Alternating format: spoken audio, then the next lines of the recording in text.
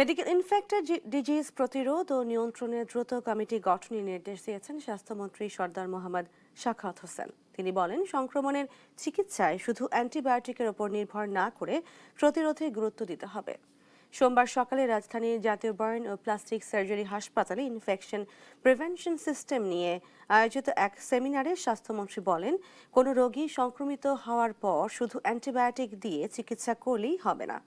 সংক্রমণ যেন না ঘটে সে বিষয়ে আগে থেকে কার্যকর ব্যবস্থা নিতে হবে। বড় ধরনের রোগ ও সংক্রমণ প্রতিরোধ করতে হলে ধারাবাহিকভাবে কাজ করতে হবে।